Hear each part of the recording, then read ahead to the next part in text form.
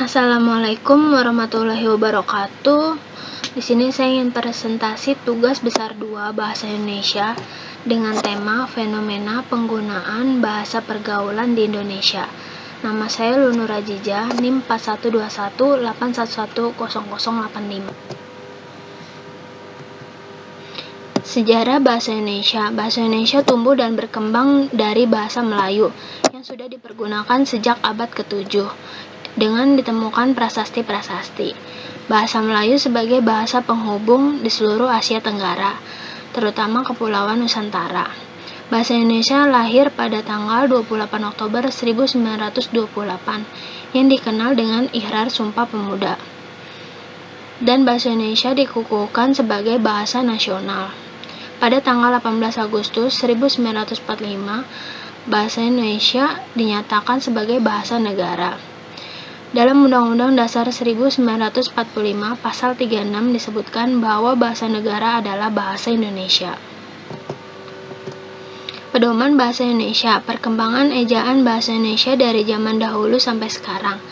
Yang pertama, ejaan Van Ophuijsen diterbitkan pada tahun 1901. Yang kedua, bahasa Soeandi diresmikan pada tanggal 19 Maret 1947. Yang ketiga, ejaan pembaruan melalui Kongres Bahasa Indonesia II di Medan tahun 1954. Yang keempat, ejaan Melindo. Melindo ini akronim dari Melayu Indonesia.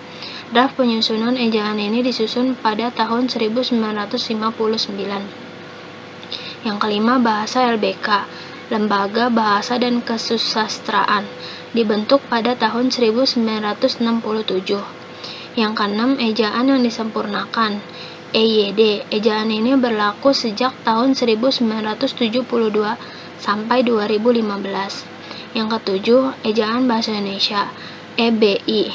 Ejaan baru ini resmi berlaku berdasarkan Peraturan Menteri Pendidikan dan Kebudayaan Republik Indonesia Nomor 50 Tahun 2015. Bahasa Indonesia di era milenial. Di era generasi milenial sekarang ini, bahasa Indonesia masih sebagai bahasa nasional yang berfungsi sebagai alat komunikasi, mempunyai peran sebagai penyampaian informasi. Kebenaran berbahasa akan berpengaruh terhadap kebenaran informasi yang disampaikan. Pada kondisi tertentu, yaitu pada situasi formal, penggunaan bahasa Indonesia yang benar menjadi prioritas utama. Namun kendala saat ini, banyaknya fenomena penggunaan selain bahasa baku adalah dengan adanya bahasa gaul. Hal ini mengakibatkan bahasa yang digunakan menjadi tidak baik. Bahkan pemakaian bahasa Indonesia yang baik dalam kehidupan sehari-hari maupun di dunia film, sinema, elektronik mulai bergeser, digantikan dengan pemakaian bahasa anak remaja yang dikenal dengan bahasa gaul. Penggunaan bahasa gaul. Bahasa gaul sendiri kebanyakan dipakai oleh pemuda-pemudi yang ingin diakui status di antara teman-temannya.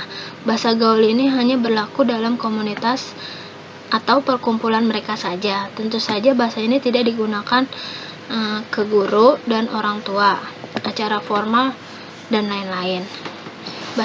Bahasa baku itu seperti bangsa, aku, kamu, kita, kami, dan bedanya bahasa gaul itu seperti mantul, santuy, nop, mahmud, gaje, showtime, kerat, bosku, kue, seperti itu.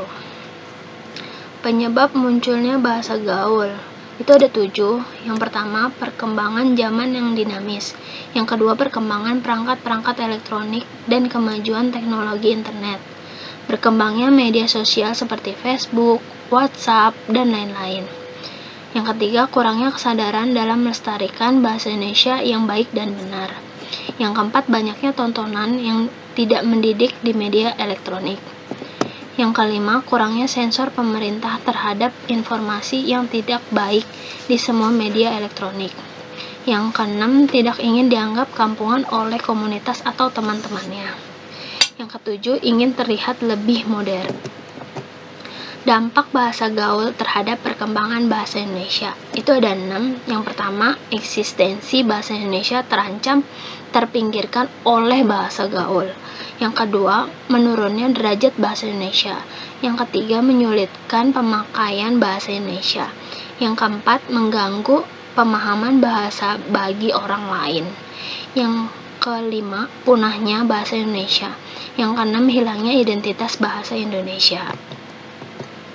Langkah antisipasi terhadap pemakaian bahasa gaul ada 5. Yang pertama, menanamkan dan menumbuh kembangkan pemahaman dan kecintaan dalam diri terhadap bahasa Indonesia. Yang kedua, mensosialisasikan penggunaan bahasa Indonesia.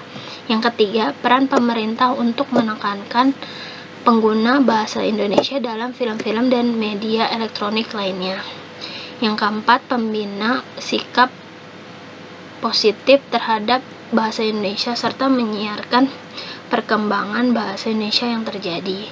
Yang kelima, selalu menggunakan bahasa Indonesia yang baik dan benar saat bersosialisasi. Sekian presentasi dari saya. Wassalamualaikum warahmatullahi wabarakatuh. Terima kasih.